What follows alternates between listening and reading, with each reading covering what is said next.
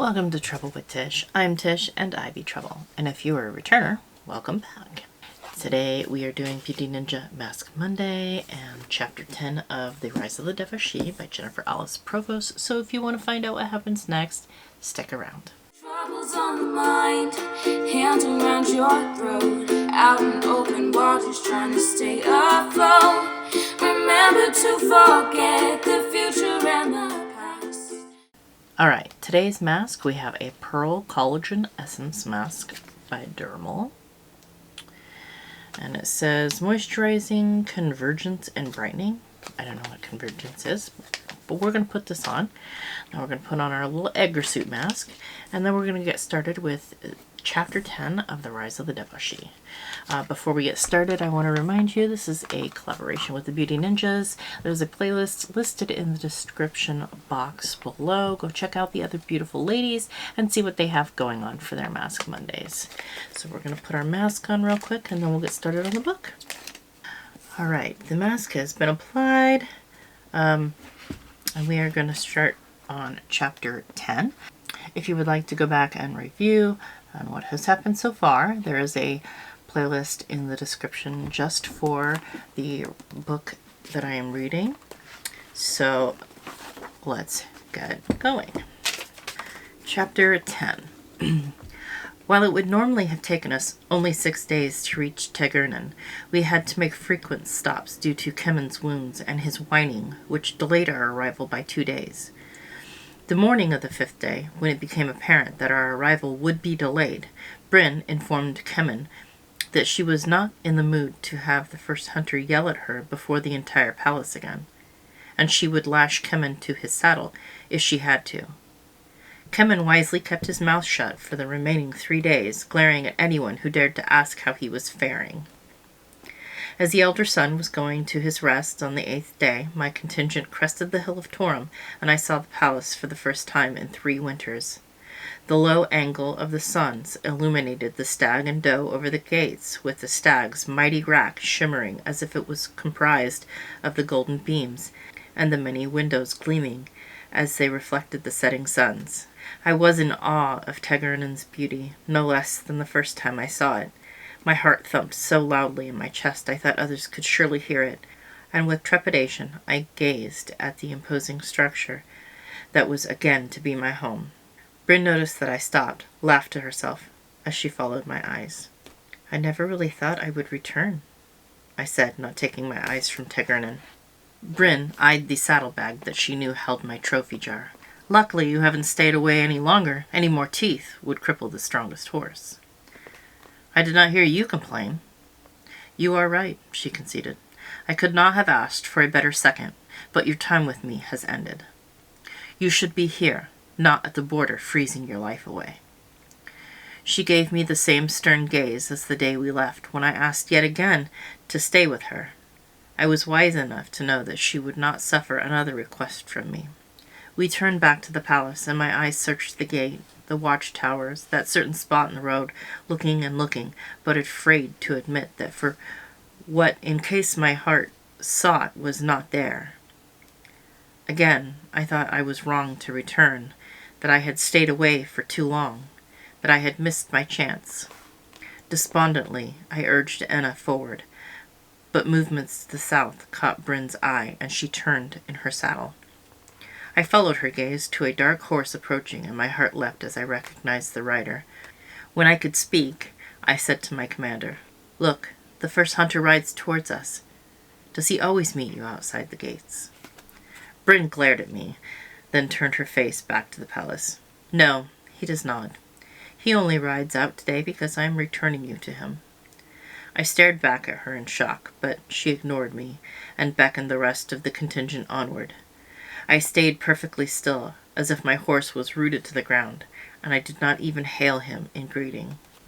As Aylmer approached, he gradually slowed his horse to a walk. It seemed to take an entire day for him to reach me. Once he did, our horses snuffled each other while we said nothing, each staring at the other for long moments. From the corner of my eye, I saw Bryn and the others had entered the gates, and I imagined the rest of the hunters were amused that Aylmer and I remained outside the walls, gaping like fools. At last he spoke, breaking the spell of stillness. "My lady," he said as he inclined his head. "My lord," I replied. Silence again. "I see you have a new horse." "Yes, he is called Mern. He's quite fast, and frightened of nothing." I reached out to pat Mern's nose, murmuring that he was a fine stallion, and exposed my hunter's gauntlet. "You still wear it?" he asked.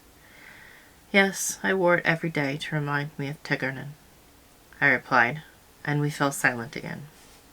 I wanted to tell him that I only wore the gauntlet to remember him, but my tongue was frozen. "Thank you," I said, trying to fill the void between us, "for Enna. She is wonderful, the best horse I have ever come across." I stroked Enna's golden neck and tried to distract myself by working out a tangle in her mane. "I'm glad you two get along well," he replied, and we again fell silent.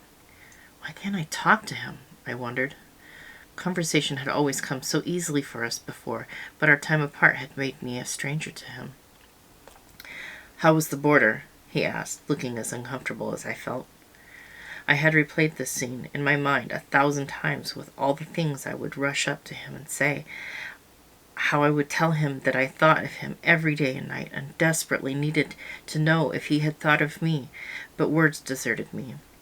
I could not even manage to look him in the eye, so I watched Enna's ears instead. Busy.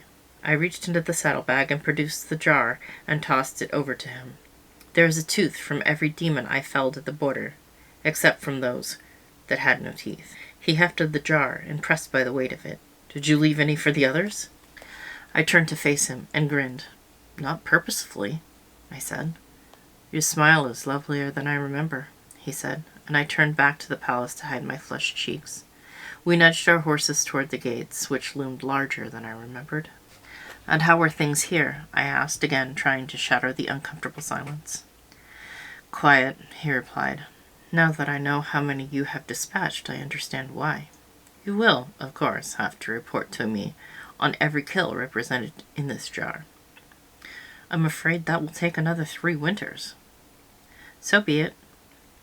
We came before the gates, and I halted, staring up at the massive, dark structures. Elmar stopped a few paces in front of me and turned to see why I was no longer following. "You don't want to enter?" he asked. "I do. It is just overwhelming. I've been running over rocks and through trees, catching vermin for so long. I didn't realize how long until now." My heart raced with fear, the fear that I no longer belonged in the palace, and if Elmar had not been there, I would have galloped away. He intuitively knew what caused my anxiety, and he brought Mern around to face me. It's hard to return to the palace, whether from a battle or a long campaign, or even a lengthy patrol. We all feel a little lost when we come back to court life, almost as if it isn't real, like we're walking through a dream, and the harsh reality we've come to know is the only true reality. When you enter the gates, look around to the faces of your fellow hunters and know we all have felt like this, at one point or another. You are not alone, my lady. Elmar dismounted and offered me his hand. "We can bring the horses directly to the stable and avoid most of the others. Once Bryn has given Ashera her report, I will arrange for you to see the Queen privately." I looked from Elmar's outstretched hand to his face, awed by his kind words, and accepted his hands as I slid down at his shoulders. My feet barely touched the ground before he pulled me to him, holding me as tightly as he had the day I left. I pressed my face into his leather-clad shoulder and finally admitted to myself how much I really missed him, how I was afraid to return because I worried that he hadn't felt the same, how I wanted to remain at that wretched border because I could not bear it if he had no longer cared for me. Elmar buried his face in my hair, and I, remembering how he hated it when I bound my hair, reached up and pulled the comb free to let my tresses fall around my shoulders. He ran his fingers through the curls while he murmured, "Thank you for returning, my lady." I leaned back and smiled as I looked up at him. "Do you greet all your returning hunters so?" "No," he said softly. "Only you." My cheeks were again hot, and I pulled away, grabbing Enna's reins as I continued toward the gate. He fell into step beside me, and when we passed underneath, he whispered, Keep your eyes on me and keep speaking. No one will interrupt us if they think you are giving me your report. I gazed up at him in pure gratitude. I have missed your kindness. I don't know if I will ever be able to repay you. The first hunter's cheeks seemed to flush, but I assumed it was a trick of the setting sun's. You may begin by informing me of your activities at the border, and why, when I specifically ordered you to return in the autumn, you saw fit to disobey me and remain until spring. I assume Bryn informed you I was displeased. Yes, I said as I hung my head. I was hoping he would not mention my extended absence, and that he would forgive me for remaining at the border. I opened my mouth to explain, but he continued. Well, he asked me, tell me of these many foes. Maybe I will begin with the story of the first demon I killed, I offered. He laughed and said, I remember that one well. Tell me about the one more recent. After we handed our mounts over to the grooms, with Anna looking quite confused, as I always personally cared for her, we made our way through the palace to the Queen's chambers. Aylmar instructed me to wait, and he returned in a short time with Ashera and Herrick. I was overjoyed to see the Queen and sprung to my feet, hugging her as if she were my long-lost sister, not the ancient and revered ruler of Partholon. She laughed at my enthusiasm and claimed that she had missed my company as well. The prelate watched us with disdain, his unfriendly face making it apparent that no one had ever missed him. The four of us settled around the map table, and the Queen asked me about my 3 winters with Bryn. At first, I spoke of what an inhospitable environment it was, especially this past winter, and described how we needed to keep the animals in the longhouse for warmth. While I spoke, I removed my cloak, the very cloak Aylmar had given me, and revealed the angry red welts on my arms and hands caused by demon's blood searing my skin. Aylmar commented that my wounds looked fresh. I stated that they were, for we were attacked the morning we set out for Tegernin. We had run out of the burn ointment some time ago, thus they were healing slowly on their own. Herrick became positively bored with all of this talk of burns and chilling winds, and gazed out to the Queen's garden. His head snapped back around as my tale reached the 2nd winter, and I described the strange and terrible beasts. You say they are horned? Herrick asked, the first time he had spoken. Not all are horned, I answered. Many had horns or tusks, and I recall one with a barbed tail. The one that got Kevyn had horns. Ashera and Aylmar looked at each other, both appearing troubled by my words. How many of these creatures did you encounter? The Queen asked slowly. Beginning last winter, we saw them almost every day, I replied. Every attack had at least one of them. They would just set it towards us, and we would run out of the way. The demons themselves grew in numbers after this, and almost all of our time was spent defending ourselves. Ashera turned to Herrick and said quietly, Do you think it is the Deva'shi? He turned toward the Queen as he replied, and I got the impression he was attempting to exclude Aylmar and I from some bit of knowledge. I do not know, but I suspect it has something to do with it. I will investigate further. Their faces were like stone, and I knew that they would not discuss this Deva'shi further in my presence. They turned back to me, but I was at a loss of how to continue, when Aylmar stood and produced my jar of teeth from somewhere within the folds of his cloak.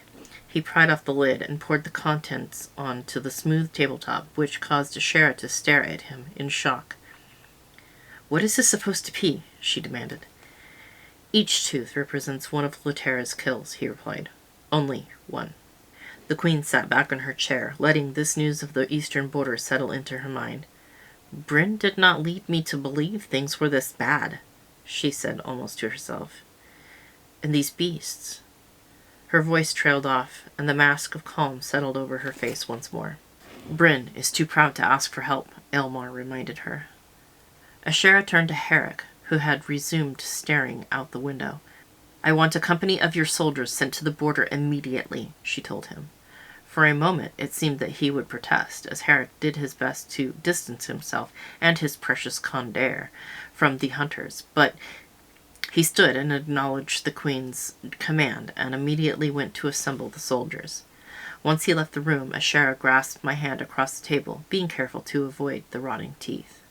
"You look as if you have been at war these past 3 winters," she said. "And from what you've told me today, you may as well have been. I had no idea things were as dire as this, but fear not, we will hold our borders." "I have no doubt," I replied, and she squeezed my hand. With that, the Queen dismissed me, and I made my way to my chambers, knowing that after the basic living conditions I had endured for 3 winters, they would seem especially fine. But once I was in the corridor, Aylmer quickly caught up with me.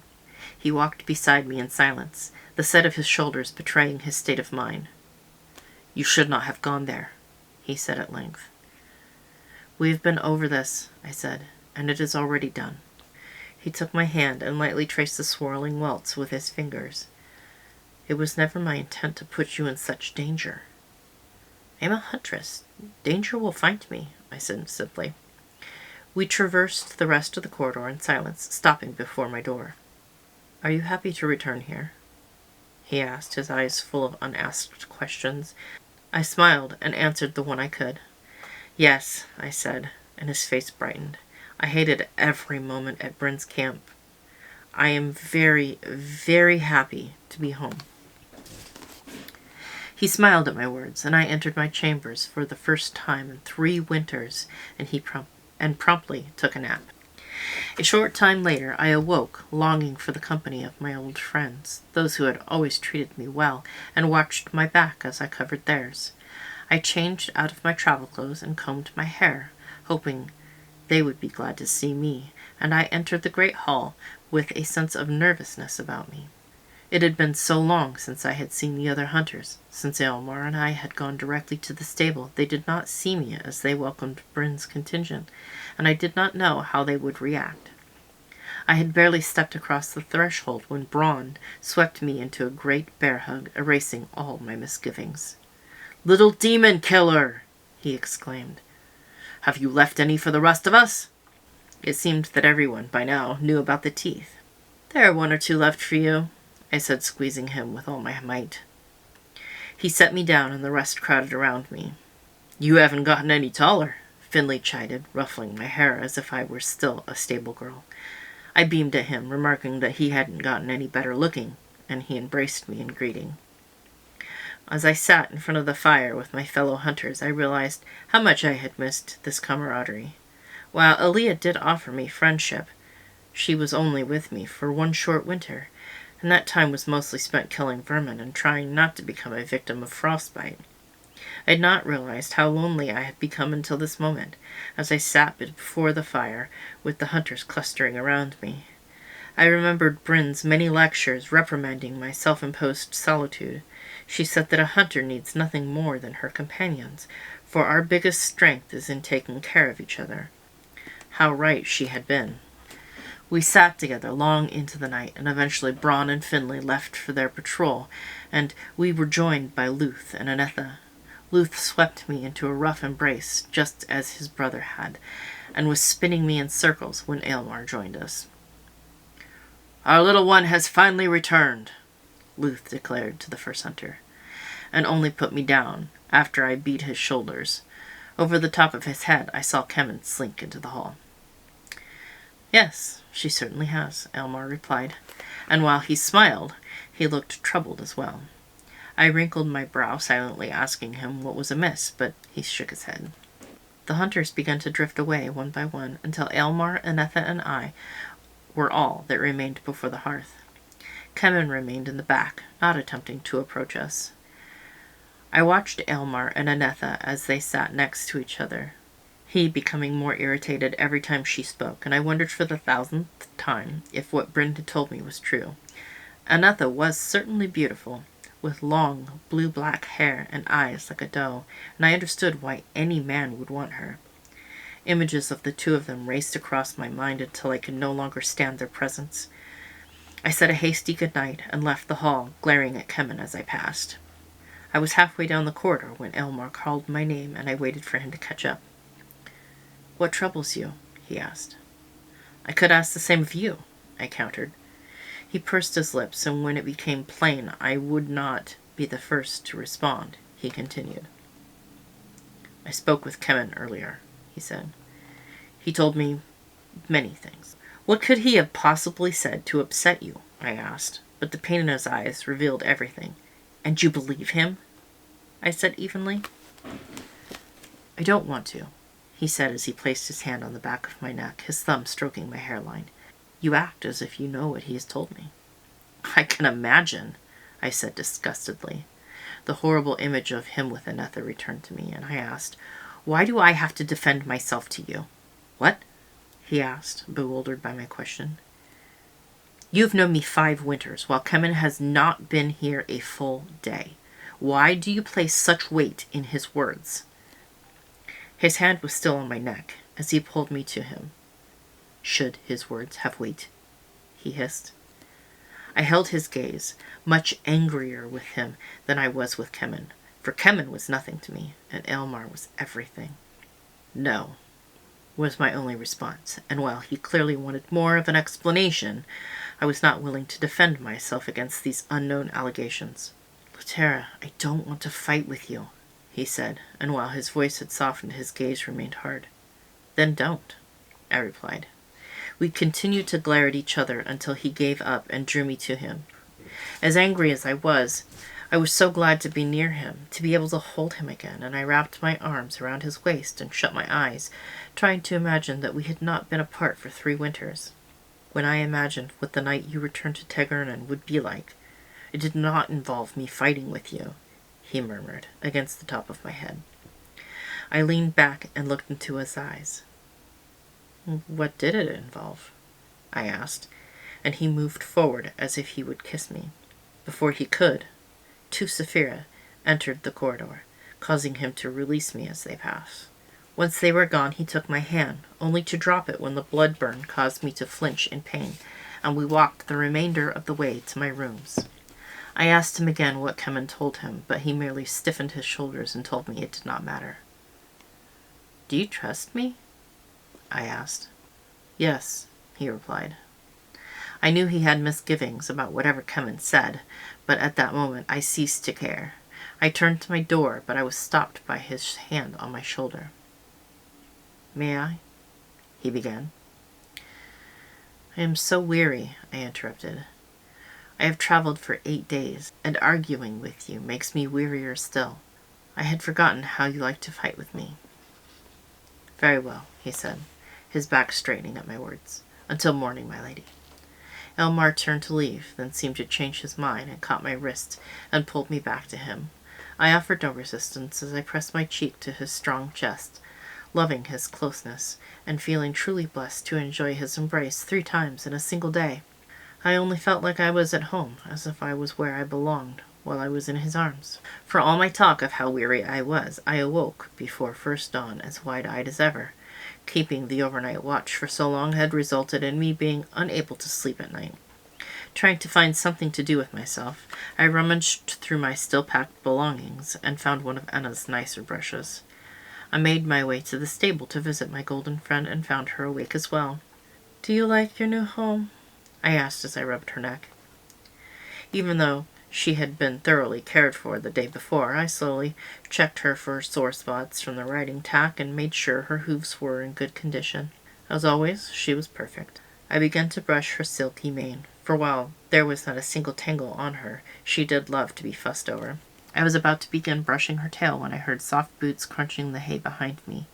My hand was on my dagger as I spun around, expecting foul Kevyn to be up to his old tricks again, only to find I was about to stab someone I had never met. I am sorry, I said apologetically, lowering my weapon. I thought you were someone else. Then I am very glad to be me, he said. I am Kieran, newly returned from the northern contingent. I am Latera, I offered, returning to the matter of Enna's tale.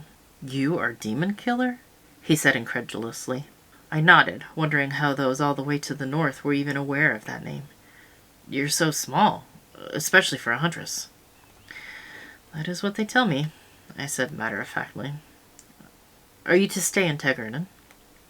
Yes, my time at the border has ended. I was there for 10 winters. I went on brushing Enna, and he made no motion to leave. I glanced up at him, clearly wondering why he remained. I don't mean to bother you, he said. I just feel I have no one to talk to here.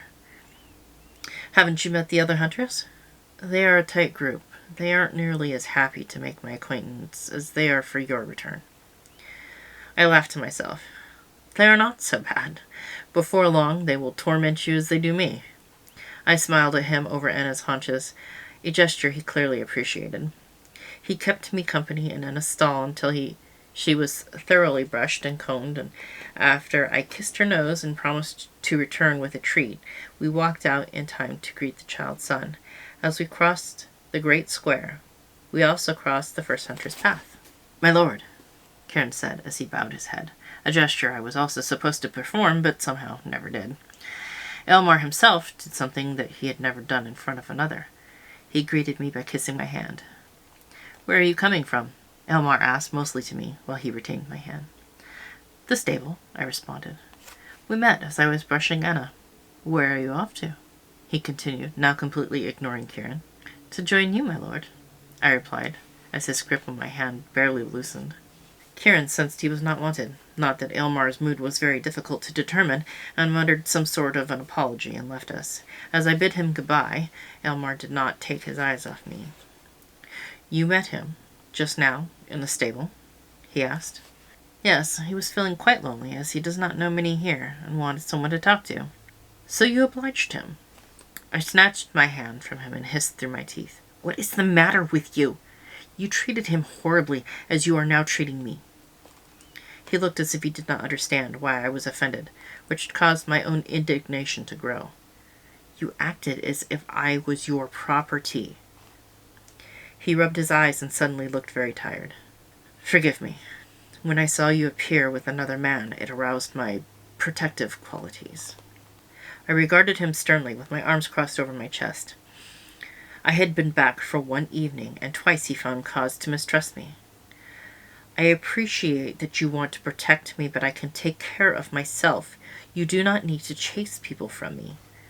I waited for him to respond, but he looked around and noticed we were becoming the object of several interested glances from those in the square.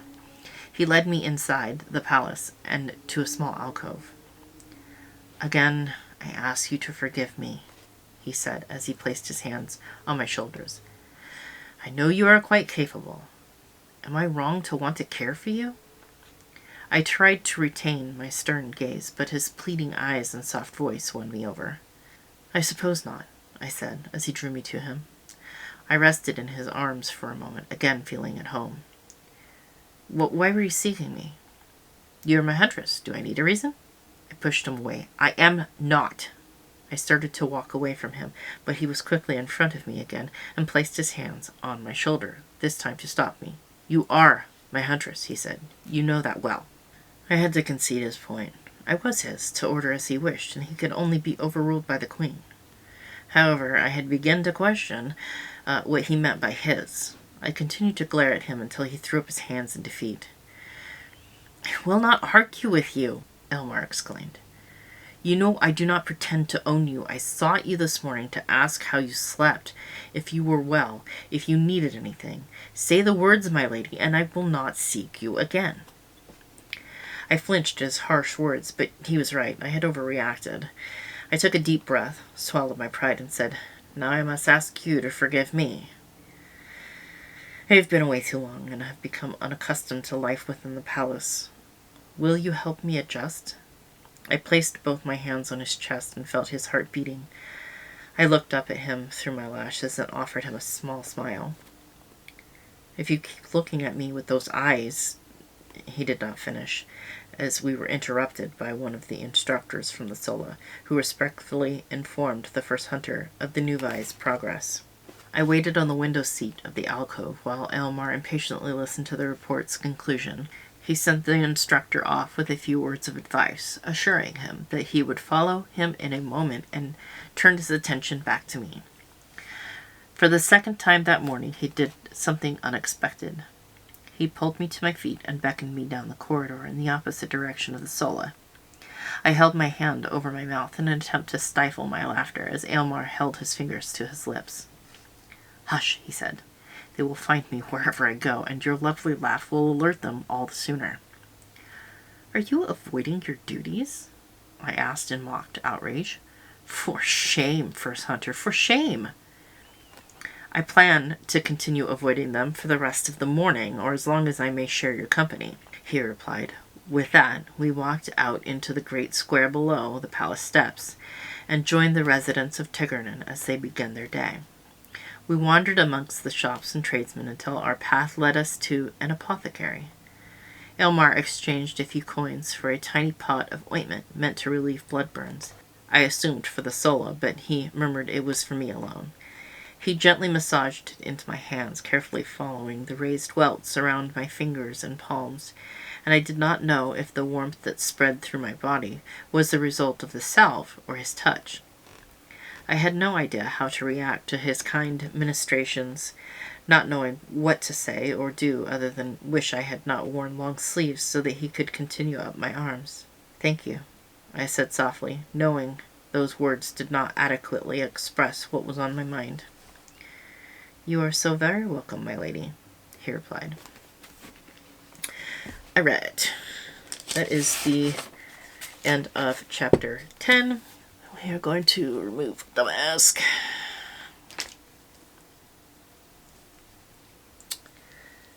This mask feels nice. What does it say? Moisturizing, convergence, and brightening. Hopefully it will moisturize, because I definitely need it. Just gonna kind of rub the rest of this in. And hopefully it soaks in nicely. Alright, so this again is a collaboration with Beauty Ninjas. There is a link in the description box below for the playlist. Go check them out and see what they have going on for their Mask Mondays. Go ahead and like, comment, subscribe. All that good stuff is below as well. I hope every single one of you has an absolutely amazing day, and I will see you all next time. Bye. Troubles on the mind, hands around your throat, out in open waters trying to stay afloat. Remember to forget the